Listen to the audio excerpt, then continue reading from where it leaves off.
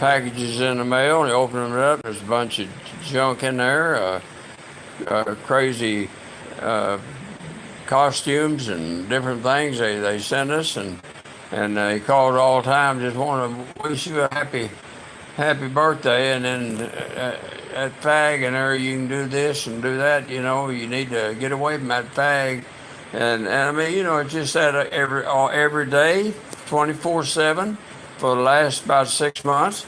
I've called the FBI, and they say, well, it'll have to work with local police. I've talked to the local police. I've talked to AT&T, and I'm working with them now. I'm to see if somebody can't do something about all these calls we get 24/7, and that's what's aggravating me more than anything. And one thing about that, but then I was telling him, he needs to get off there, and he'll unplug the phones for a while and stuff like that. And that's all that's bothering us here is these people online that's making money sold T-shirt with Ian's picture on it, and wasn't too good of a picture of him, and just make money.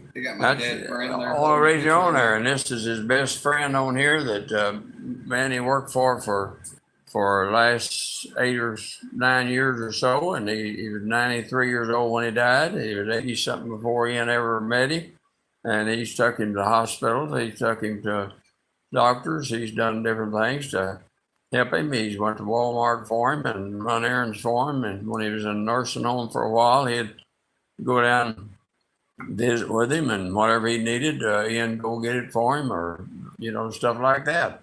But here, working very strong, rest in peace, Mom. That's his mom that's passed away, and rest in peace, Hogan, and rest in peace, Saul. That's that old friend of his. They send pictures like that. They talk about him all the time. And that's saying they're going to come up here, and that's the guy. Saying they're going to come here and kill his dog, and he's got a pet here that's in the house that we both love very much, and he's very comforting to us, both of us, and I never did want a dog in my house, but this one here is a special dog, and anyway, it's none of their business. As far as I know, what they're doing is trying to tell me what I ought to do and what I ought not to do, and that's making my blood pressure high and aggravating me more than anything. I've never had any blood pressure problems really until the last few months, and last 6 months, well, about 5-6 months, and this stuff here is what started it all. Just getting you up there over why are people so stupid and so disrespectful that they've got to call and talk like they do on this telephone. And they call from all over the United States. They use phones. I've tried to call it back, and it's not in use anymore. And they use these numbers and they call because they try to camouflage them before we'll answer the phone. And a lot of them are Haiti numbers. Some of them's a hospital.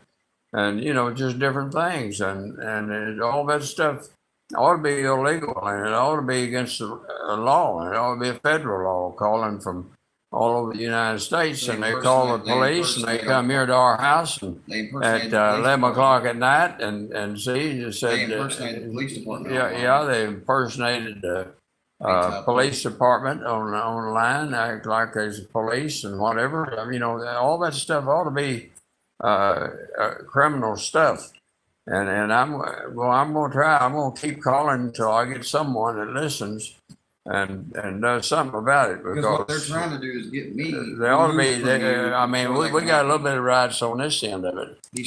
But they're trying to get me removed from being able to stay with you and help you by saying that I abuse you. They're not going to do that. Abuse you. I don't know how you abuse anybody. You can't abuse anybody because you raise your voice once in a while. That's not, where you're yelling at each other across the house. Just because we argue or we get frustrated, it doesn't mean that we're abusing one another. We just talk about it. And we don't argue very much. No, we don't. Especially when we don't get messed with. Once every week or two, and it's over because we can't hear each other good in the house. But anyway.